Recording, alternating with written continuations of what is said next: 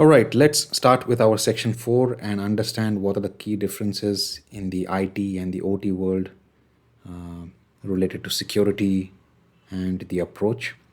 We will understand the IT versus OT security landscape by discussing about patching, asset lifecycle, security control maturity of the IT versus the OT systems, and what challenges or what priorities are there on the OT side. This is just a small section. In one slide, I will give you a, a detailed view of how the IT versus OT security landscape and maturity looks like. All right, let's get started then. All right, now let's compare IT and OT security side by side, looking at their landscape, maturity, and approach. Starting with the focus, in OT, the primary concern is availability and safety. Real-time requirements are absolutely critical. If a system goes down, it can disrupt production or even create safety hazards for workers. Whereas on the IT side, the focus is on confidentiality. Protecting sensitive data is the top priority, and some latency is also acceptable as long as data remains secure. And rarely in IT, during a security incident, you will find any potential hazards, potential safety hazards to human life. So that is the reason in IT, it is easy to make confidentiality as the priority.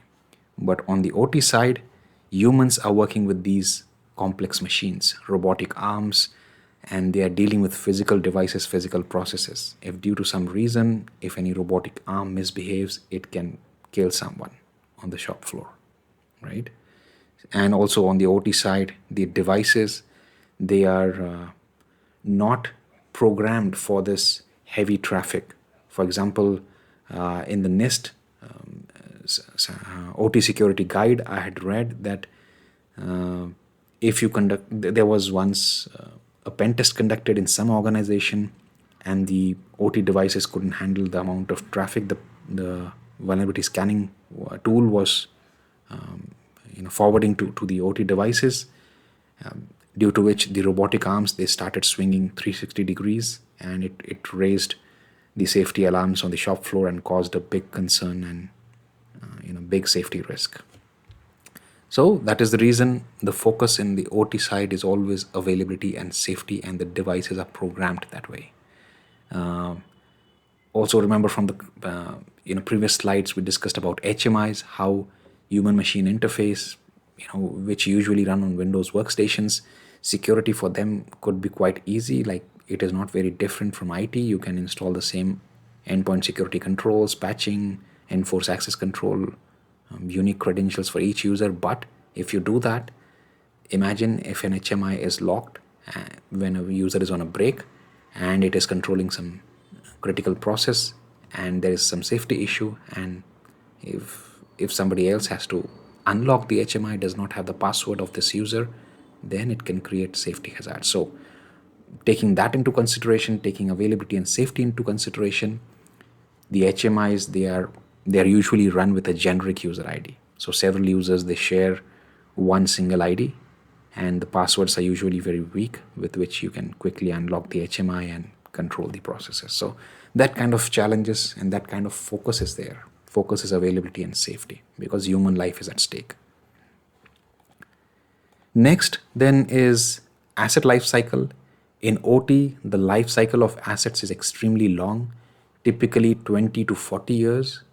Industrial machines are built to last for decades, because there are millions of dollars spent in building one machine, and the control system that is running on maybe Windows or some other OS from the vendor side, the coding, the programming that goes in that to control the machine, that also cannot be simply changed.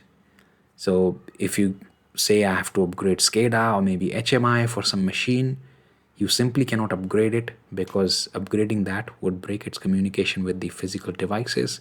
You also need severe programming in the code, changes in the code, and all this is cost effective. Not cost effective, all this is very costly, and it's not as easy to replace a device on the industry side without incurring a significant cost and a significant loss of production. So Usually you will find asset life cycle of 20 to 40 years. Compare this with IT. In IT, devices like laptops, servers, smartphones, switches, maybe firewalls also, are usually replaced every 3 to 5 years. Because it is easy to replace them, it's not cost, it is very cost effective. And yeah, the downtime also can be easily managed with some high availability and other things. Then you have software lifecycle, as I already discussed, that software lifecycle is also 20-40 years, because you have several SCADAs, control devices, DCS systems. They are built on code that is supposed to govern or drive this physical machinery, and changing that code without changing some of the parts of this machinery is simply not possible, and you will still find systems running Windows XP or even Windows 95 on the shop floor. Don't be surprised if you see that. On the IT side, we all know the story. It's quite different than OT. You have forced migrations whenever Microsoft or Apple or Linux releases a new OS. Think of how quickly organizations can shift from Windows 7 to Windows 10 and now to Windows 11. Then you have security controls. On the OT side, controls are typically low. Many of these systems were never designed with modern security in mind, and the hardware is also often too weak to support today's heavy security tools. In IT, however, the environment is much more mature. It's common to see more than 10 security solutions installed on a single endpoint: antivirus, EDR, DLP, firewalls, and so on. But if you install such kind of tools on HMIs or SCADA workstations, the antivirus, they are supposed to, delete or break some files, and usually the OT systems also talk to hardware a lot. So a lot of behavior of the OT systems, OT software, can be caught by the EDR, can be caught by the antivirus as malicious anomaly, and it can start blocking those files, deleting those files. Firewalls can introduce latency, because OT environment is time sensitive. In the time domain of the OT environment, if you issue a command from an HMI to a field device, it has to flow very fast, within milliseconds. If you introduce any kind of latency, then imagine how the work would be. Like if you start a switch and the machinery is taking a minute to do something, and on the conveyor belt the parts are simply moving ahead. So like imagine a conveyor belt having a cabinet of cars that are being painted by the robotic arm, and in that, if you introduce some kind of, and in 1 minute, if you are painting 10 cars through this robotic arm, so the cars are moving on the conveyor belt. If you introduce some kind of latency by a firewall, antivirus, then this robotic arm might leave the cars half painted, and that is how time sensitive the OT environment is. All right, then system heterogeneity.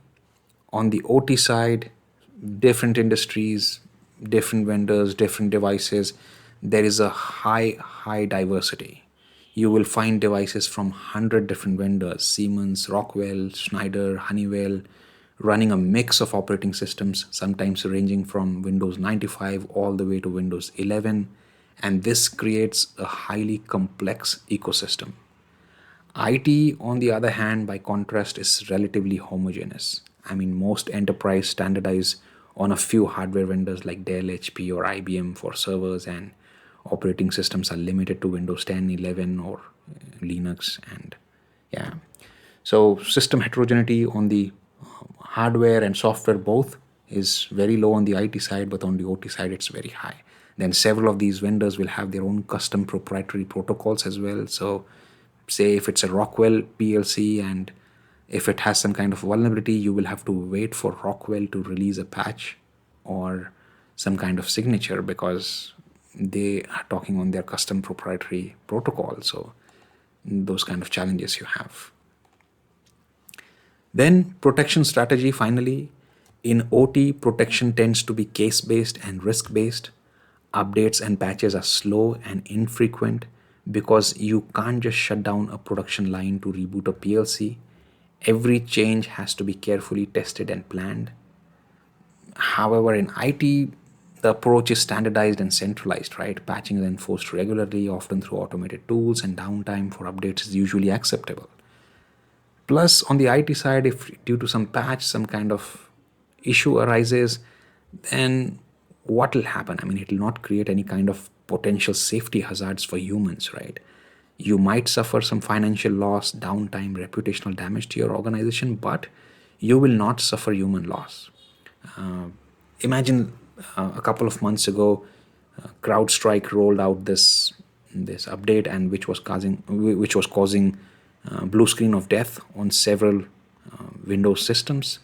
Now, on the IT side, you suffer downtime and financial losses. But on the OT side, if these systems were on CrowdStrike and they occurred blue screen of death, then imagine, you know, if a device that is controlling this robotic arm, if it undergoes some kind of blue screen of death, is frozen, and you cannot do anything on the HMI, this robotic arm might, if it is used for painting or if it is used for drilling holes into a cabinet, it might not stop. It might keep on doing that endlessly. And imagine the damage. Plus, you have workers working near these devices. So if you cannot shut down any system, any physical process, yeah, you can imagine the disaster that will unfold on the shop floor.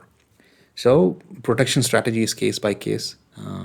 Additionally, on the IT side, rolling back the change is very easy. You install a patch. If it doesn't work, you simply uninstall it, and you are back to your working state.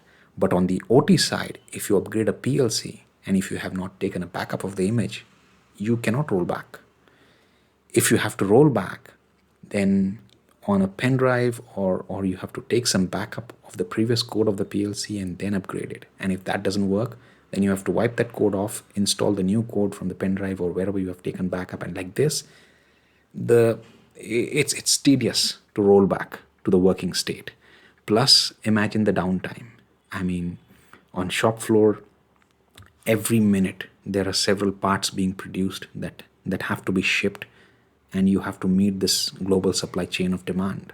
So it's difficult, and hence the protection strategy is always case and risk based, slow and infrequent. You simply cannot run a patching system as smooth as IT on the OT side.